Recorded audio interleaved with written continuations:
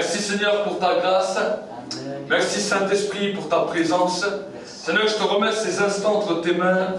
Merci Seigneur que c'est toi qui conduis et dirige ces temps maintenant que nous passons dans ta présence. Nous te demandons que c'est toi qui ouvres ce temps de parole, que c'est toi qui parles à nos cœurs encore ce matin, et que Seigneur, cette parole puisse nous amener dans un niveau d'élévation, dans un niveau de compréhension, dans lequel nous pouvons grandir avec toi. Amen. Seigneur, je bénis maintenant l'autorité de cette parole, et je déclare que cette parole amène dans ce lieu l'autorité de ton royaume, pour que nous puissions encore contempler ta gloire. Nous te bénissons, nous te rendons grâce dans le nom de Jésus. Amen. Amen. Nous pouvons prendre place et nous allons ouvrir notre Bible dans le livre de 1 Roi, au chapitre 18 et au verset 16. Nous allons voir ensemble ce que la Bible nous dit. 1 Roi, chapitre 18, verset 16. La Bible nous dit, Abdias, étant allé à la rencontre d'Akab, lui fit ce rapport. Alors Akab se rendit à la rencontre d'Élie. Lorsqu'il aperçut Élie, Akab lui dit, est-ce toi qui jettes le trouble en Israël? Élie répondit, je ne trouble pas Israël, c'est toi au contraire et la maison de ton père, puisque vous avez abandonné les commandements de l'Éternel et que tu t'es rallié au culte des Baals. On va maintenant rassembler tout Israël auprès de moi au mont Carmel, ainsi que les 450 prophètes de Baal et les 400 prophètes d'Ashéra qui mangent à la table de Jézabel. Akab envoya les messagers vers tous les Israélites et rassembla les prophètes au mont Carmel. Alors Élie s'approcha de tout le peuple et dit, jusqu'à quand clocherez-vous sur deux côtés? Si l'Éternel est Dieu, ralliez-vous à lui, et si c'est Baal, ralliez-vous à lui. Le peuple ne lui répondit rien, et Élie dit au peuple, je suis resté moi seul prophète de l'Éternel, et il y a 450 prophètes de Baal. Que l'on nous donne 2 taureaux, qu'ils choisissent pour eux un taureau, qu'ils le découpent et qu'ils le mettent sur le bois sans y mettre le feu. Quant à moi, je placerai l'autre taureau et je le placerai sur le bois sans y mettre le feu, puis invoquer le nom de votre Dieu. J'invoquerai le nom de l'Éternel, le Dieu qui répond par le feu, c'est celui-là qui sera Dieu. Et tout le peuple répondit, d'accord. La Bible nous dit quelque chose de particulier. La Bible nous montre que la parole de Dieu avait jeté un trouble en Israël. Et je veux vous dire que là où le monde ne veut pas marcher avec Dieu, la parole de Dieu jettera toujours un trouble. Amen. Amen. Nous ne sommes pas de ceux qui disent que la parole de Dieu va aller en accord avec ce que le monde dit. Mais la Bible nous dit que quand la parole de Dieu est déclarée, là où le monde, là où le peuple ne marche pas avec Dieu, cela va jeter un trouble. Amen. Et nous voyons à un moment donné que Élie a commencé à jeter un trouble en Israël à cause de la parole de Dieu. Mais nous voyons que Élie était un homme qui connaissait comment Dieu répondait, et la vie de prière qu'entretenait Élie l'amenait à connaître toujours que Dieu l'exauce. Amen. Amen. Vous savez, quand nous voulons confronter la parole de Dieu à la parole de ce monde, nous devons être des hommes et des femmes de prière, des hommes et des femmes qui connaissent son Dieu et qui savons que Dieu répond par le feu. Amen. Si nous n'expérimentons pas cela, nous ne pourrons malheureusement pas confronter le monde. Pourquoi? Parce que le monde va venir avec sa propre puissance ou avec ses propres raisonnements, et sans le feu de Dieu, on ne peut renverser aucun de ces raisonnements. Amen.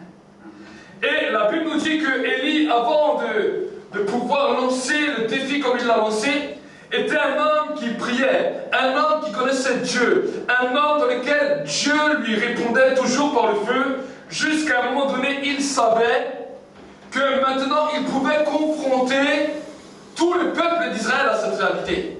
Pourquoi? Parce que d'abord, il a commencé dans sa vie spirituelle seul, la prière, à connaître le feu. Et nous voyons dans les versets d'avant que chaque fois que des militaires venaient pour chercher Élie, Élie disait, si je suis un homme de Dieu, que le feu tombe.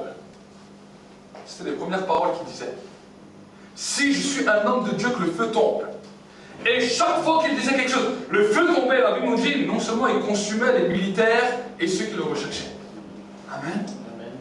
Et la Bible nous dit que Élie a commencé à grandir dans l'assurance parce qu'à un moment il a dit au roi, il a dit, si toi tu ne te soumets pas, la pluie ne tombera plus sur tout le pays, sinon, jusqu'à que moi je le déclare, la pluie ne tombera plus sur ce pays.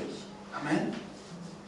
Et le roi a vu que pendant pratiquement 3 ans, le ciel était fermé et la pluie ne tombait plus. Imaginez 3 ans.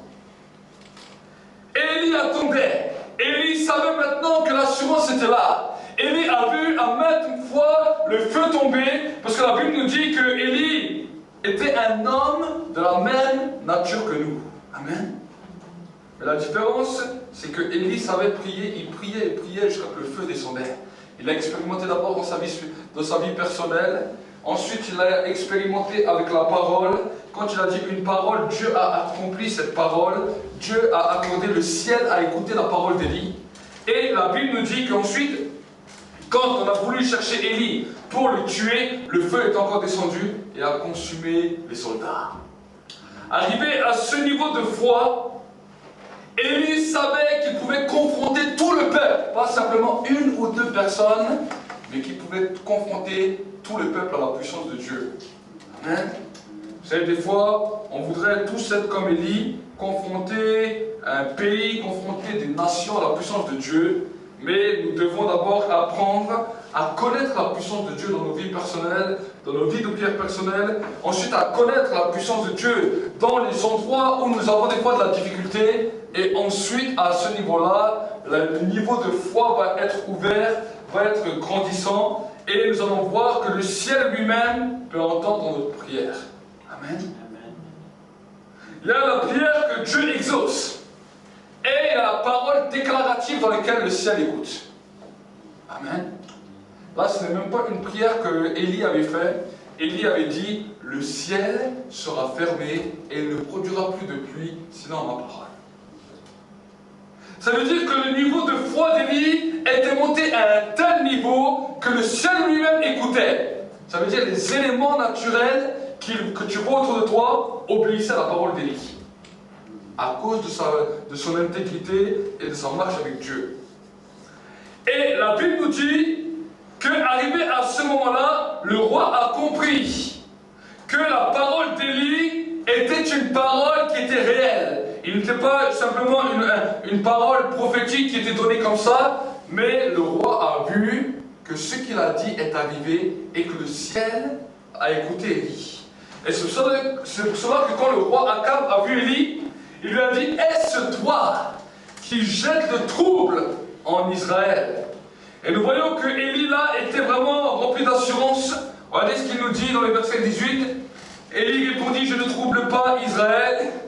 C'est toi au contraire et la maison de ton père, puisque vous avez abandonné les commandements de l'Éternel et que tu t'es rallié au culte de Baal. Envoie maintenant rassembler tout Israël auprès de moi au mont Carmel, ainsi que les 450 prophètes de Baal et les 400 prophètes d'Achéra qui mangent à la table de Jézabel. Autrement, Élie a déclaré au roi, je vais amener au défi 850 personnes. Est-ce que vous saisissez? Il y a 450 prophètes de Baal, plus les 400 prophètes d'Achéra. Donc ça fait 850 personnes qui sont venues pour assister à ce qui allait se passer.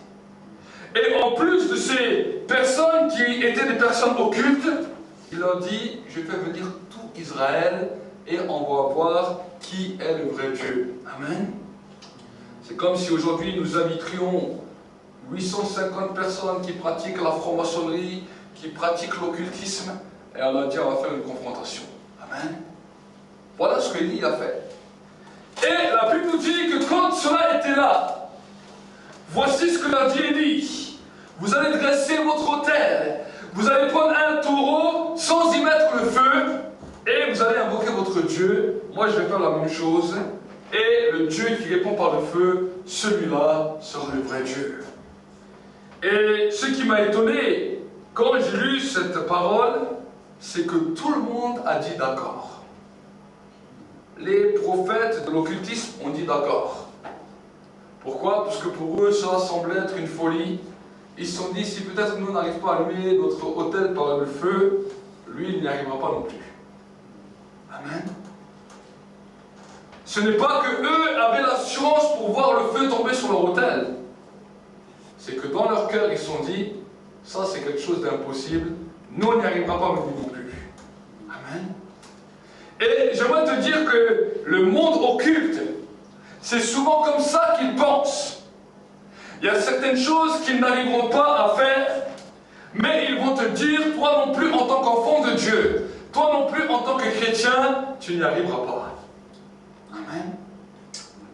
Ils savent maudire, ils savent faire des choses, mais il y a certaines choses qu'ils n'arriveront pas, et ils te diront, nous n'en y arriverons pas, mais toi non plus. Donc ils accepteront ton défi. Et la Bible nous dit, dans le verset 25, Élie dit au prophète de Baal, choisissez parmi vous un taureau, préparez-le, les premiers, car vous êtes les plus nombreux. Invoquez le nom de votre Dieu, mais ne mettez pas le feu.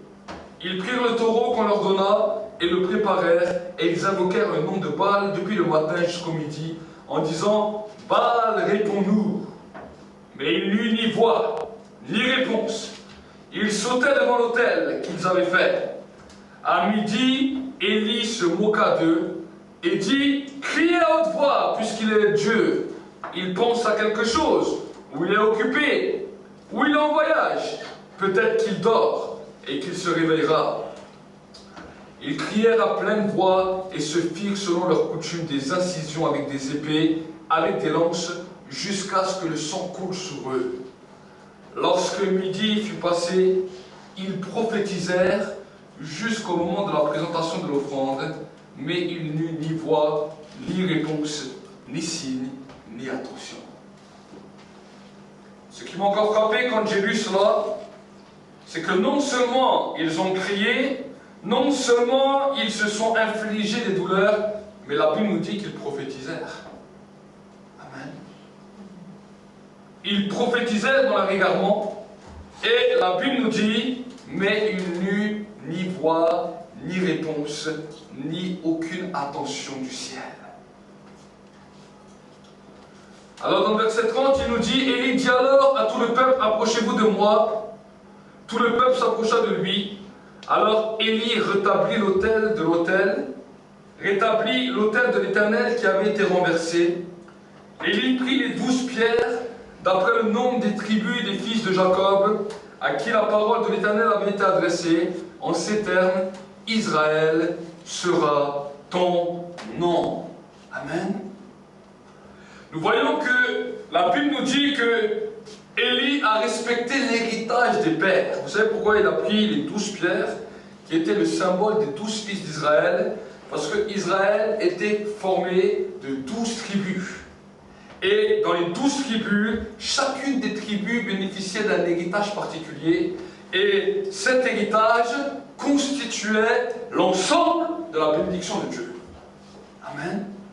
La Bible nous montre que l'héritage des pères est quelque chose d'important. Et Élie l'avait compris, c'est pour cela que les 12 pierres étaient le symbole des 12 tribus, parce que les 12 tribus d'Israël manifestaient l'entière bénédiction de Dieu. Amen. Dieu ne veut pas simplement qu'on pense à une seule bénédiction ou à une seule tribu de bénédiction, mais Dieu veut que nous puissions entrer dans la bénédiction totale de l'héritage des pères. Amen. Et c'est pour cela que quand Jésus était sur la terre, il s'est choisi 12 disciples. Amen. Qui étaient le symbole des 12 tribus d'Israël, parce que lui-même nous a montré que tout l'héritage de Dieu était manifesté à travers les 12 tribus d'Israël. Ce qu'on appelle la bénédiction totale. Amen. Et nous voyons que Élie, pour faire maintenant cette démonstration de puissance, se rappelle de la la bénédiction totale de Dieu à travers les 12 tribus d'Israël. Et ensuite il continue, regardez. Il continue dans le verset 32, il bâtit avec ses pierres un autel au nom de l'Éternel.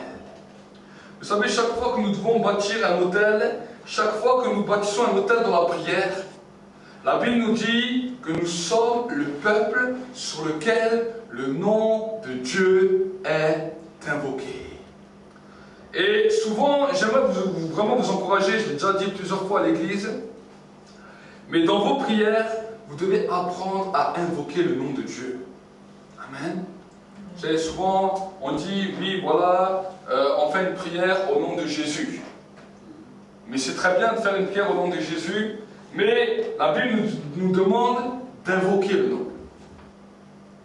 Entre faire une prière au nom et invoquer le nom, c'est deux choses différentes. Amen.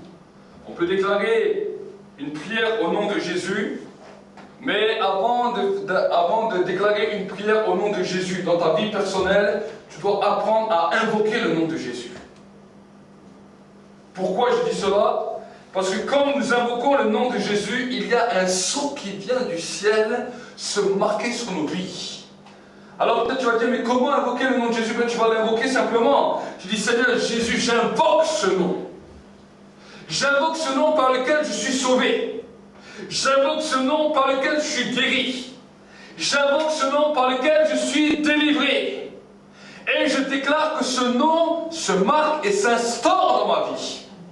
C'est ça que le peuple d'Israël faisait quand ils invoquaient le nom de l'Éternel. Et si vous regardez à travers l'histoire des prophètes, à travers toute l'histoire de l'Ancien Testament, vous allez voir que chaque fois que le peuple voulait que Dieu puisse leur répondre et que Dieu leur répondait, ils invoquaient le nom de l'Éternel.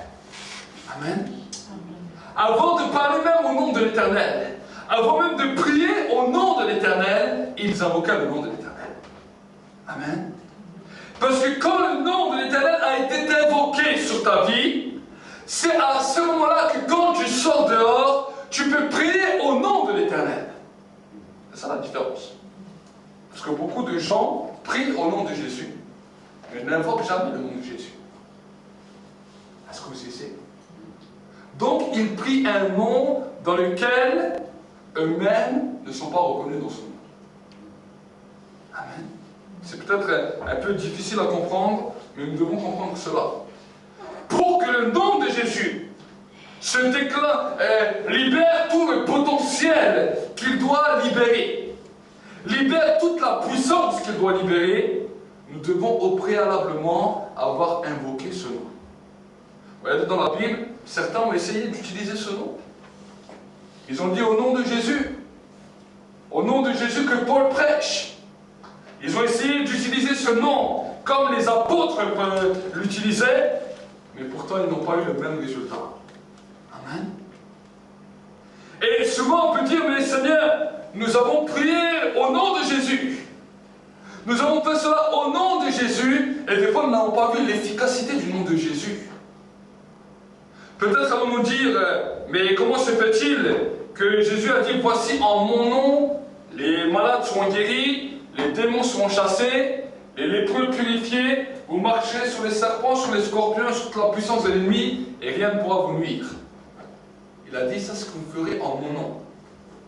Mais avant que tu puisses faire cela en son nom, Dieu veut que tu puisses invoquer ce nom sur ta vie. Amen.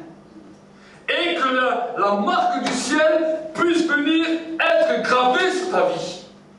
Vous savez, c'est à des moments où des fois, je cherchais la présence de Dieu. Et à des moments où je n'arrivais pas à trouver, malgré les temps de prière au début, quand j'étais jeune converti, un jour, cette révélation est venue frapper à mon esprit. J'étais dans l'endroit où je priais comme ça, chez moi, au salon.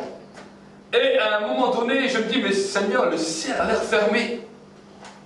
J'ai beau déclarer le nom de Jésus, j'ai beau prier au nom de Jésus, rien ne se passe.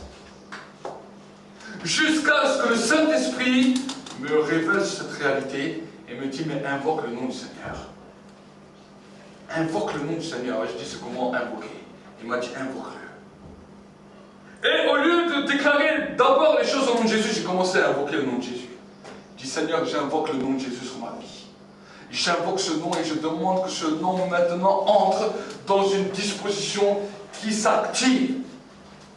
Je veux voir le nom de Jésus être activé. J'ai commencé à prier comme ça, jusqu'à un moment donné, le ciel s'est ouvert. Et je savais que si maintenant je prie au nom de Jésus, il y aurait un résultat. Amen. Mais avant, j'étais comme bon nombre de chrétiens qui parlent du nom de Jésus, qui prient au nom de Jésus, mais qui malheureusement ne voient aucun résultat parce que dans leur vie, ils n'ont jamais invoqué le nom du Seigneur. Et c'est pour cela que la Bible nous dit, si mon peuple sur lequel est invoqué mon nom, s'il s'humilie, s'il prie et s'il revient de ses mauvaises voies, j'interviendrai en sa faveur et je guérirai son pays. Il dira bien, si le peuple sur lequel est invoqué mon nom. Amen. Dieu ne reconnaît qu'un seul peuple, le peuple sur lequel est invoqué son nom. Et malheureusement, il y a beaucoup de croyants aujourd'hui, beaucoup de chrétiens, beaucoup même qui ont donné leur vie au Seigneur, mais qui n'ont jamais invoqué le nom du Seigneur. La Bible nous dit, invoque-moi au jour de la détresse et je te répondrai. Amen. L'invocation, vous savez, des fois le monde occulte, c'est mieux invoquer que les chrétiens. Ils se mettent dans une pièce et ils disent, j'invoque l'esprit tel et tel, j'appelle l'esprit tel et tel. Nous sommes des croyants, nous sommes des enfants des nouveaux, nous sommes des enfants spirituels et nous n'arrivons même pas à invoquer la présence de Dieu. Nous n'arrivons même pas à invoquer le nom de Jésus. Amen. Ce sont des lois spirituelles dans lesquelles le monde occulte a compris plus de choses que malheureusement bon nombre de chrétiens.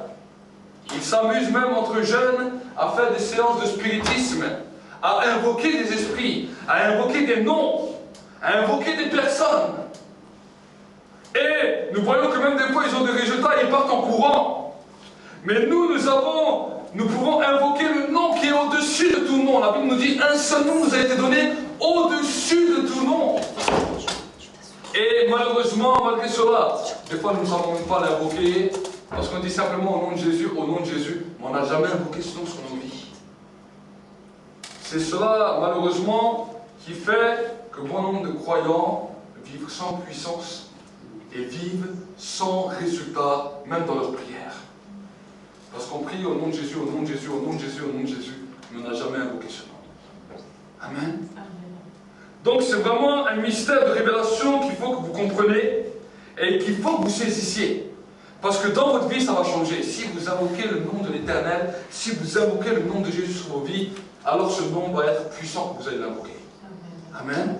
Vous pourrez ensuite l'utiliser. Ensuite, en son nom, vous pourrez voir les choses que Jésus a dit que vous pourrez voir. Parce que vous avez su l'invoquer. Et vous voyez, quand vous regardez Élie est passé par ces étapes. Il bâtit avec ses pierres un autel au nom de l'Éternel, et il fit autour de l'autel un fossé de la capacité de 2 mesures de sémence. C'est dans le verset 32. Donc chaque fois qu'on invoque le nom de l'Éternel, il y a quelque chose qu'on est en train de construire, et la Bible nous dit que le nom de l'Éternel, dans l'autel, avait la capacité de mettre en même temps un fossé. Pourquoi un fossé? Un fossé, c'est les endroits où tu vas commencer à recevoir les bénédictions, un endroit où tu vas commencer à recevoir les réponses que Dieu fait. C'est pour ça que tu fais un fossé. Amen. C'est comme un puits dans lequel tu vas commencer à creuser. Vous savez, quand on creuse un puits, quand l'eau tombe, l'eau ne tombe pas comme ça nulle part. L'eau tombe dans le puits, et au fur et à mesure que l'eau tombe, le puits se remplit, qui peut à un moment donné commencer à t'abreuver ta propre vie, mais aussi à t'abreuver ta famille. Ici, c'est vrai qu'on ne connaît pas trop ça, parce qu'on a l'eau courante, mais dans les pays comme l'Afrique, dans les pays du tiers-monde, ils creusent souvent des puits, parce que quand l'eau tombe, ce puits qui est là va retenir l'eau, et ensuite, quand il n'y aura plus d'eau, quand il n'y aura plus de puits, la famille qui est là, ou le village qui est là, pourra se nourrir, pourra boire avec l'eau du puits. Amen. Donc l'invocation du nom de l'Éternel va créer un réservoir pour recevoir toute toute la bénédiction que l'Éternel a prévue pour toi. Ensuite, il continuera, regardez ce qu'il nous dira. Puis il dit, dans le verset 33, il arrangea le bois, découpa le taureau, et il le mit sur le bois. Puis il dit, remplissez d'eau 4 cruches et versez-les sur l'holocauste et sur le bois. Il dit, faites-le une seconde fois. Ils firent une seconde fois et il dit, faites-le une troisième fois. Et ils le firent une troisième fois. Nous voyons que pour compléter l'autel, Élie fait 2 choses. Premièrement, il mit le bois qui est le symbole de tes prières. Et deuxièmement, il mit sur le bois et sur l'holocauste qui est toi.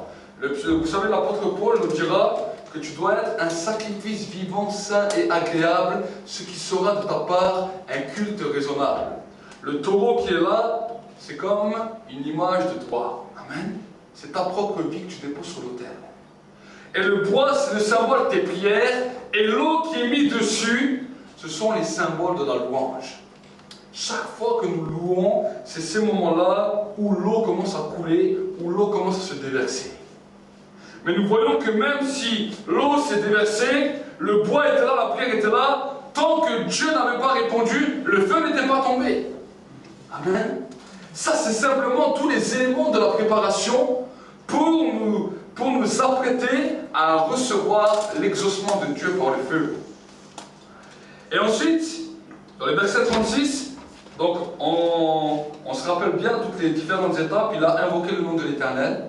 Il a invoqué le nom de l'Éternel. Il a dressé l'autel dans lequel l'héritage des pères avec les pierres, les 12 tribus d'Israël.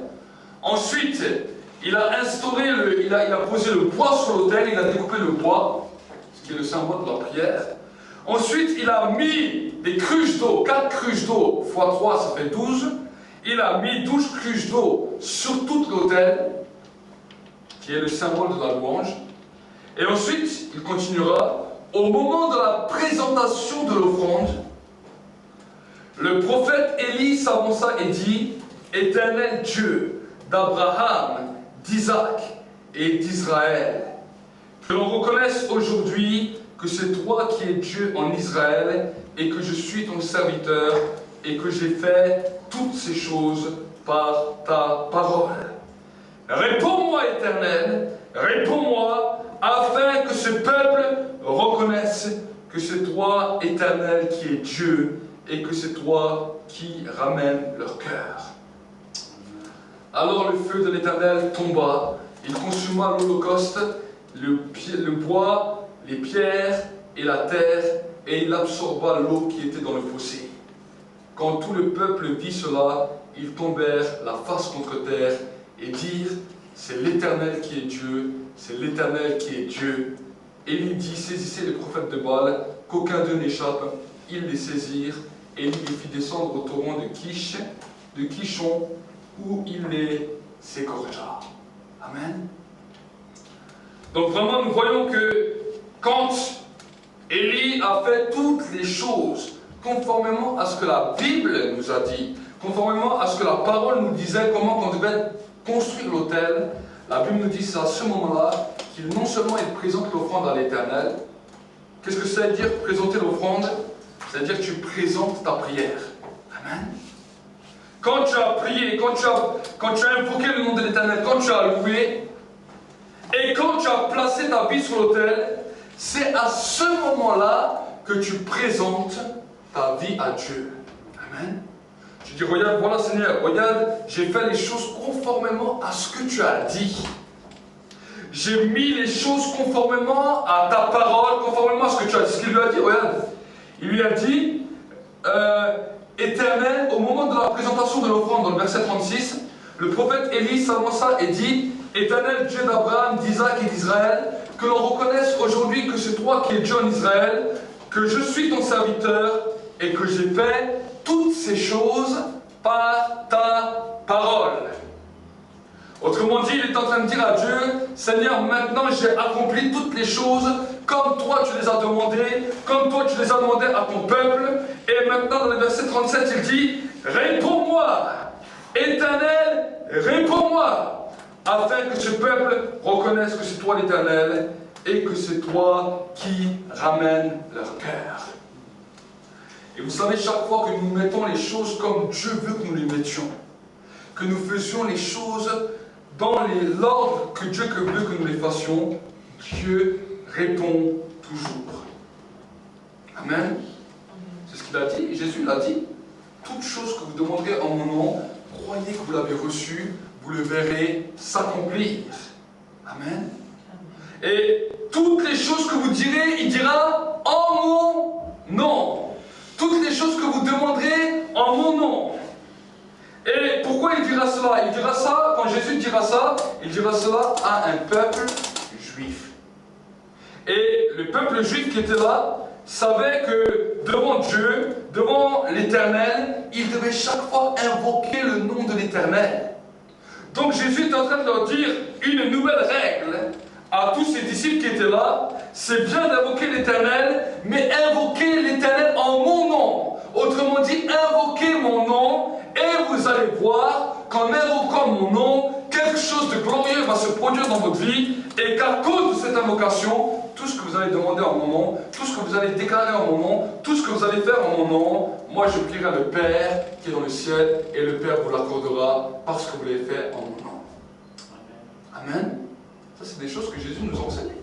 Ce sont des choses que Jésus a parlé, mais que des fois sortent de notre pensée, sortent de nos raisonnements. Amen. Donc j'aimerais vraiment vous encourager dans votre vie de prière. La première des choses quand vous rentrez dans votre vie de prière, invoquez le nom du Seigneur. Amen. Amen. Celui qui invoquera le nom du Seigneur sera sauvé. Celui qui invoquera le nom du Seigneur sera guéri. Celui qui invoquera le nom du Seigneur sera restauré. Toutes les bénédictions seront données à ceux qui invoquent le nom de l'Éternel. Et pour invoquer son nom, c'est simple. Dis Seigneur, j'invoque ton nom sur ma vie. J'invoque le nom de Jésus sur ma vie. Et peut-être que si... Et les gens vont peut-être se poser la question, mais combien de temps je vais invoquer le nom? C'est ça. Dans ma prière, je vais l'invoquer pendant combien de temps? Jusqu'à ce que tu sentes que le ciel est ouvert. Amen. Tu vas commencer à invoquer le nom de Dieu. Dis Seigneur, j'invoque le nom de l'Éternel. Je déclare que le ciel s'ouvre sur ma tête à cause du nom de Jésus. J'invoque le nom de Jésus. Et tu vas voir qu'au bout de moins de 10 minutes, le ciel va être ouvert. Amen. Et parce que le ciel est ouvert, ensuite tu peux entrer dans une autre dimension avec Dieu. Amen.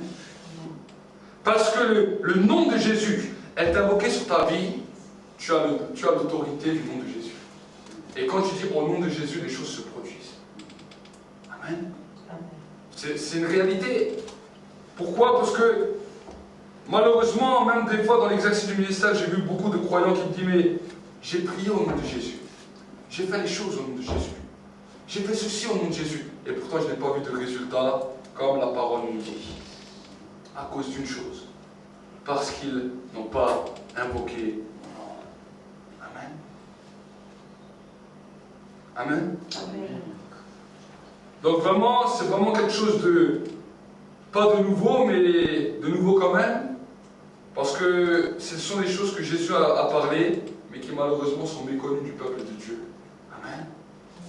J'ai vu beaucoup de croyants, j'ai vu beaucoup d'enfants de Dieu, mais j'ai vu des fois très peu d'enfants de Dieu qui savaient invoquer le nom de l'Éternel. Amen. Et c'est pour cela que malheureusement le diable joue avec les enfants de Dieu, le diable les détruit parce qu'ils ne connaissent pas comment invoquer le nom de l'Éternel. Mais quand tu commences à invoquer le nom de Jésus, alors tu as une capacité, tu as une assurance dans laquelle tu sais qu'à cause de l'invocation que tu as faite, tu as le droit d'utiliser ce nom. Amen. Amen. Vraiment, c'est ce petit encouragement et cette petite exhortation que je voulais vous faire pour que vous puissiez savoir comment utiliser le nom de Jésus. Amen. Parce que quand le nom est invoqué sur vos vies, alors vous faites partie du peuple sur lequel est invoqué le nom de l'Éternel. Votre repentance a un impact sur votre nation. Votre repentance a un impact là où vous allez. Amen. Mais si tu ne fais pas partie du peuple sur lequel est invoqué son nom, ta repentance n'a aucun effet, ni même sur ta propre vie, ni autour de toi. Et malheureusement, le nom de Jésus a très peu d'effet, même quand tu le déclares. Amen. Mais quand tu invoques ce nom, alors j'aimerais te dire que quand tu dis simplement au nom de Jésus, quelque chose se passe dans le monde spirituel. Les démons savent quelle autorité tu dépends parce qu'ils voient que sur ta vie, le nom de Jésus est invoqué. C'est une règle spirituelle, les démons le voient. Si tu n'invoques jamais le nom de Jésus, tu as beau dire je fais partie du peuple de Dieu, je fais partie du peuple de Dieu, ils vont dire oui, peut-être tu fais partie du peuple de Dieu, mais sur ta vie, on n'a jamais vu que le nom de Jésus a été invoqué. Amen. Donc vraiment, c'est revenir à la base de l'évangile, revenir à l'autorité, revenir à la puissance sous le nom de Jésus-Christ. Et le Saint-Esprit honore cela. Vous savez, quand vous invoquez le nom de Jésus, quand vous déclarez sur vos vies le nom de Jésus, vous dites Seigneur, j'invoque le nom de Jésus sur ma vie, je veux que ce nom soit marqué sur ma vie, je veux que ce nom soit gravé. Le Saint-Esprit vient le graver et le Saint-Esprit entre en action parce que tu fais partie du peuple sur lequel le nom du Seigneur est invoqué. Amen. Avant que Jésus vienne sur terre, on a toujours invoqué Yahvé, on a toujours invoqué Jéhovah, on a toujours invoqué Elohim. Et Dieu répondait. Mais quand Jésus est arrivé sur terre, le peuple d'Israël, jusqu'à aujourd'hui, il invoque ce nom et il ne voit plus l'autorité de ce nom parce qu'ils ont oublié, ils n'ont pas voulu reconnaître qu'il y a un autre nom qui a été donné, c'est le nom de Jésus-Christ. Amen. C'est pour cela qu'ils invoquent, mais jusqu'à aujourd'hui, ils n'ont pas de réponse. Ils vont au mur des lamentations, ils font toutes sortes de choses dans lesquelles ils invoquent, mais sans réponse. Amen.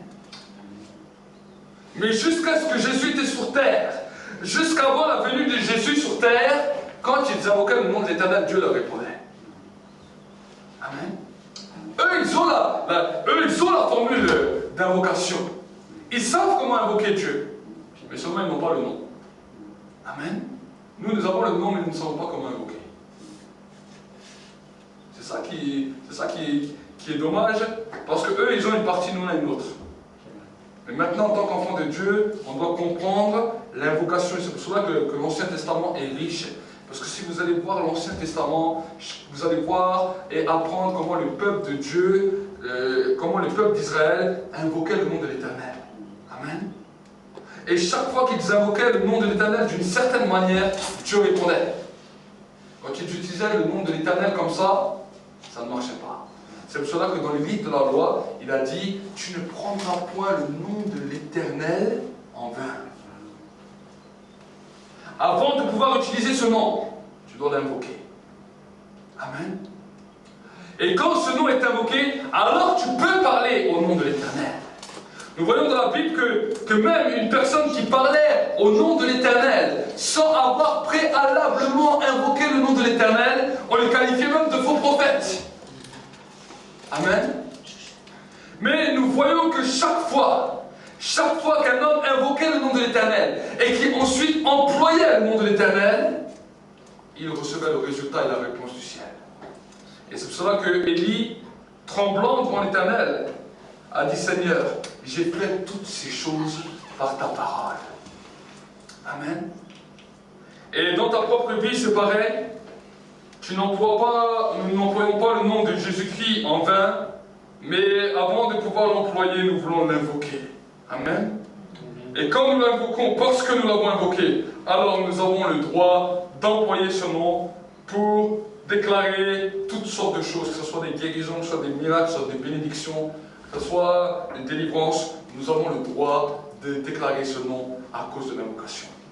Amen. Nous allons prier ensemble. Et qu'aujourd'hui nous puissions comprendre ce message, parce que nous allons bientôt faire 50 jours de jeûne et de prière, et pendant ces 50 jours, nous allons apprendre à invoquer le nom de l'Éternel. Nous allons apprendre ensemble à invoquer le nom de l'Éternel. Nous allons apprendre ensemble à utiliser le nom de Jésus. Nous allons apprendre ensemble à grandir dans une nouvelle dimension. Alors tu dis, ce matin, tu vas dire avec moi, dis Père de gloire. Ce matin, je viens dans ta maison. Et j'ai compris ton message. Et ce matin, je veux apprendre à invoquer ton nom. Et sur ma vie maintenant, j'invoque le nom de Jésus-Christ. J'invoque le nom qui a été donné au-dessus de tous les noms. J'invoque ce nom aujourd'hui dans ma vie. J'invoque ce nom pour mon salut. J'invoque ce nom pour ma guérison. J'invoque ce nom pour ma délivrance. J'invoque ce nom pour mon miracle. Et je déclare ce matin que c'est ce nom et ce nom seul qui est invoqué dans ma vie. Je le déclare que le salut me vient au nom de l'Éternel. Et je déclare ce matin qu'à cause de ce nom, je reçois l'autorité de ce nom. Je reçois la capacité de ce nom. Je reçois la démonstration de puissance de ce nom. Pour grandir et impacter les hommes et les femmes qui sont autour de moi. Je te bénis, Seigneur. Et je te rends grâce. Parce que quand j'invoque ton nom, le ciel s'ouvre. Et aujourd'hui, le ciel est ouvert à ma parole.